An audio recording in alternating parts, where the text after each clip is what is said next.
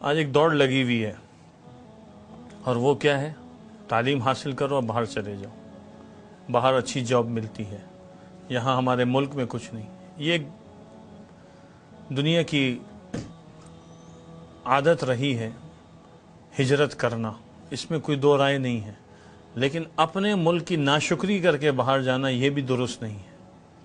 کمانے کے لیے جانا منع نہیں ہے، لیکن ناشکری کی نیت اور سوچ کو لے کے جانا یہ غلط ہے۔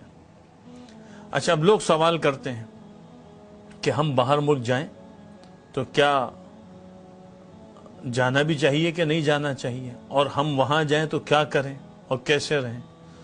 تو میں دو باتیں بتاتا ہوں۔ ایک تو یہ کہ وہاں جانے کے لیے، وہاں رہنے کے لیے کچھ آداب ہیں، اور وہاں کمائی کے بچانے کے کچھ آداب ہیں۔ تفصیلی موضوع ہمارے یہاں پر گفتگو کا موقع نہیں ہے۔ جب کوئی آدمی باہر جا رہا ہے تو وہ تین چیزوں کے اوپر خاص طور پہ نگاہ رکھے۔ اگر وہ اپنے گھر والوں کو ساتھ لے جا رہے ہیں، اور اگر گھر والے نہیں ہیں تو دو چیزوں کی طرف توجہ رکھے۔ گھر والے نہیں ہیں تو فکر کرے اپنے ایمان کی اور اپنی عزت کی۔ عزت نفس بہت اہم چیز ہے اور ایمان سب سے مقدم ہے۔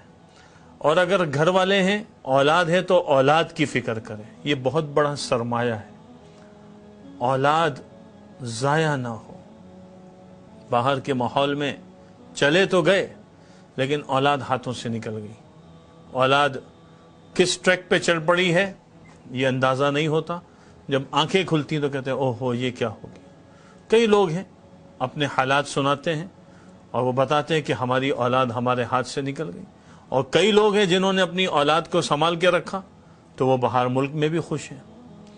تو باہر جانا منع نہیں ہے، آپ کمائیں، اچھا کمائیں، حلال کمائیں، لیکن اپنے ایمان کی فکر کریں، اپنی عزت کی فکر کریں، اپنی اولاد کی فکر کریں۔ اچھا، اب جو وہاں پر کما رہے ہیں تو دیکھیں، ایک وقت آتا ہے آدمی کو اپنے وطن لوٹنا پڑتا ہے۔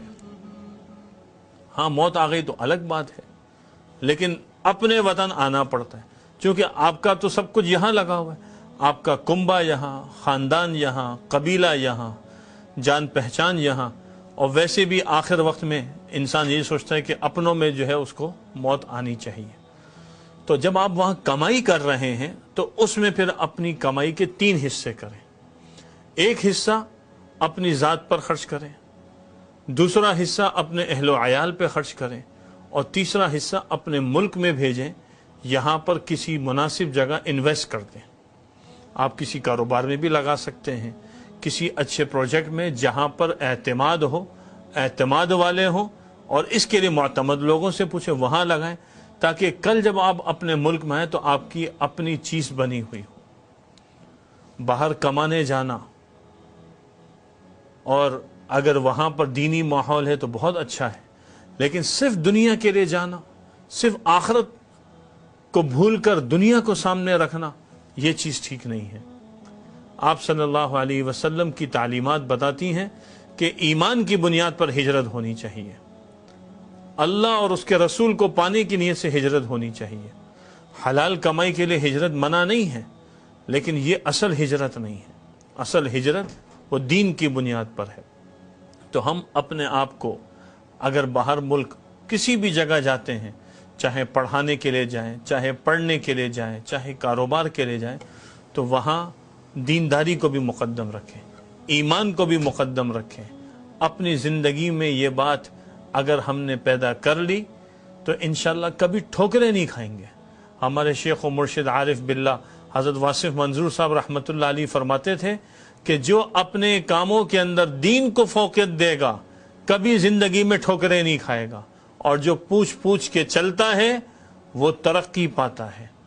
تو کسی سے پوچھ کے چلیں، کسی کو اپنا بڑا بنائیں، جائیں، خوب کمائیں، جائز کمائیں، حلال کمائیں، کمائی کے طریقے بھی پوچھیں، خرچ کے طریقے بھی پوچھیں، لیکن ایمان، عزت اور اولاد کی حفاظت کریں، اور اپنے مستقبل کو بھی محفوظ کریں، اس کو بھی سیکیور کریں۔